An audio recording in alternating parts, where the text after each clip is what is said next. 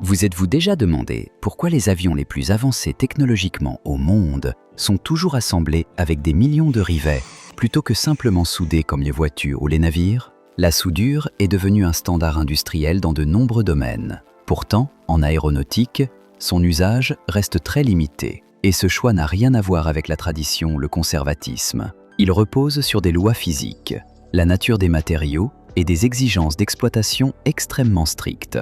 Voyons pourquoi. Ici, on parle d'aviation avec logique et précision. Si ça vous plaît, abonnez-vous. La soudure consiste à chauffer localement les bords de deux pièces métalliques jusqu'à une fusion partielle, afin de créer un joint continu. En mécanique industrielle, cette méthode est efficace, rapide et économique. Mais un avion évolue dans un environnement radicalement différent. Il subit en permanence des charges cycliques, des variations de pression, des vibrations continues et des contraintes de sécurité où la moindre défaillance n'est pas tolérable. Fatigue des matériaux et comportement des soudures. Un avion ne fait pas que vibrer. Tout au long de sa vie opérationnelle, il subit des dizaines de milliers de cycles. Décollage, montée, pressurisation, le fuselage se dilate légèrement, puis atterrissage et dépressurisation. C'est ce que l'on appelle la fatigue cyclique, l'un des principaux facteurs de dégradation des structures aéronautiques. Un cordon de soudure est une zone ayant subi un échauffement intense, suivi d'un refroidissement rapide. Cette zone présente généralement une zone affectée thermiquement autour du joint, des contraintes résiduelles internes et, selon l'alliage et le procédé utilisé, une résistance à la fatigue parfois inférieure à celle du matériau de base. Cela ne signifie pas que la soudure se fissure systématiquement. Plus précisément, dans les structures minces soumises à des cycles répétés, comme le fuselage d'un avion, les soudures peuvent présenter un comportement plus complexe et moins prévisible que les assemblages mécaniques. Les assemblages rivetés fonctionnent différemment. La charge est répartie sur des milliers de points indépendants au lieu d'être concentrée le long d'une ligne continue. En cas de dégradation locale, celle-ci évolue généralement de manière progressive et peut être détectée lors des inspections de maintenance, bien avant d'atteindre un seuil critique. Les matériaux. Tout ne se soude pas de la même façon. L'aviation utilise une grande variété de matériaux. Alliage d'aluminium, titane, acier spécifique dans certains composants, ainsi que des matériaux composites. Les alliages d'aluminium aéronautique, notamment les séries à haute résistance, sont sensibles à la chaleur. Sans procédé spécifique, la soudure peut altérer leurs propriétés mécaniques et leur tenue à la fatigue. Les matériaux composites, quant à eux, ne se soudent pas au sens classique.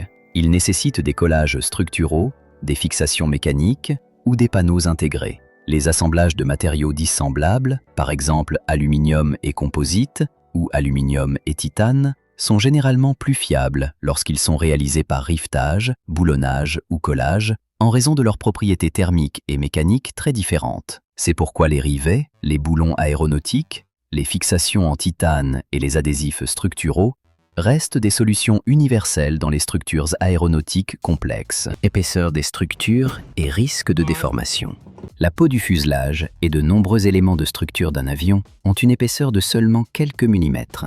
Dans ces conditions, la soudure implique un apport thermique local important, avec des risques de déformation, de gauchissement et d'apparition de contraintes internes résiduelles. Même une déformation minime peut nuire à l'aérodynamique, compliquer l'assemblage et augmenter la probabilité de fissuration à long terme. Le rivetage permet d'assembler ces structures sans modification thermique significative du matériau. Maintenance et réparabilité.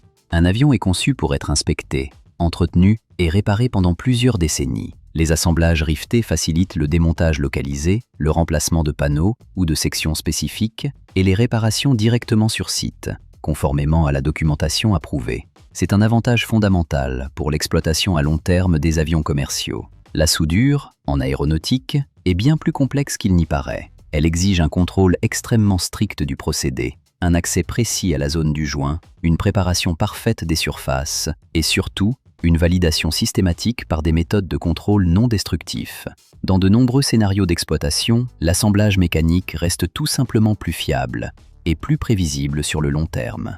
Parlons maintenant directement des rivets. Dans la construction aéronautique, il n'existe pas un seul type de fixation, mais un véritable système. Selon la zone de la structure et les charges appliquées, différents éléments sont utilisés. Les rivets pleins constituent la base des assemblages porteurs lorsqu'un accès est possible des deux côtés. Les rivets aveugles sont employés lorsque l'arrière de la structure est inaccessible, mais uniquement dans des zones précisément définies par les normes de certification. À cela s'ajoutent des boulons, des high-lock, des lock-bolts et d'autres systèmes de fixation spécifiquement conçus pour l'aviation. La pose d'un rivet n'a rien de rudimentaire. Les trous sont préparés avec des tolérances très strictes, le rivet est mis en place, la seconde tête est formée, puis l'assemblage est contrôlé. Et en aviation, ce contrôle ne se fait jamais à l'œil. Il repose sur des mesures précises, le respect des tolérances, la qualité de l'appui et, si nécessaire, sur des inspections non destructives comme les contrôles ultrasonores ou par courant de Foucault. L'expérience historique a joué un rôle déterminant dans ces choix. Au milieu du XXe siècle, lorsque les avions ont commencé à voler plus haut, plus vite et plus loin, les charges appliquées au fuselage ont fortement augmenté. Les ingénieurs ont alors constaté que les assemblages soudés dans des structures à parois fines présentaient un comportement moins prévisible sous fatigue cyclique qu'espéré. Au cours de sa vie, un avion peut subir plusieurs dizaines de milliers de cycles de pressurisation et de dépressurisation. Chaque cycle entraîne une expansion et une contraction microscopique du fuselage. Dans un joint soudé, en particulier dans la zone affectée thermiquement, ces cycles peuvent conduire à une concentration progressive des contraintes. C'est pourquoi même une micro-fissure dans un cordon de soudure peut devenir critique plus rapidement qu'un défaut localisé dans un assemblage rifté. Une structure riftée fonctionne différemment. Les charges sont réparties entre des milliers de points de fixation indépendants, au lieu d'être concentrés le long d'une ligne continue. Si un élément commence à se dégrader, les éléments voisins peuvent reprendre une partie de l'effort. Cette capacité de redistribution confère à la structure une tolérance aux dommages particulièrement élevée, un critère fondamental en aéronautique.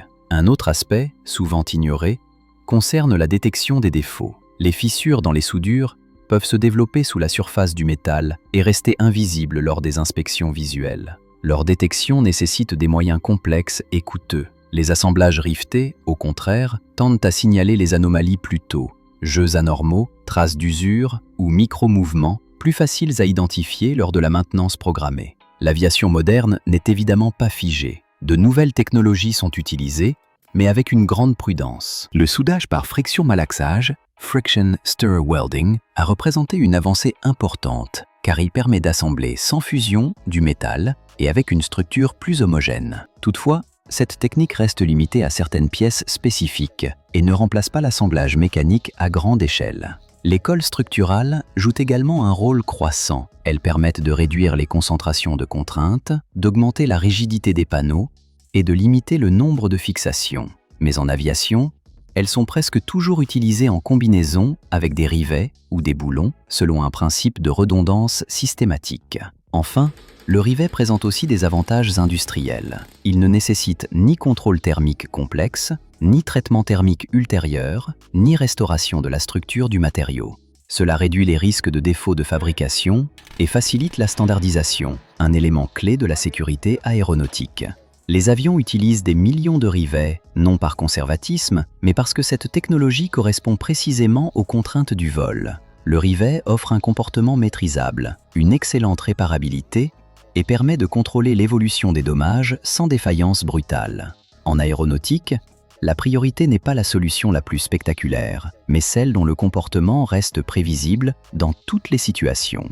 Si l'on concevait aujourd'hui un avion de ligne entièrement nouveau, sans héritage des normes actuelles, penses-tu que les ingénieurs abandonneraient réellement les rivets ou resterait-il, sous une forme plus moderne, la solution la plus fiable? Dis-le en commentaire.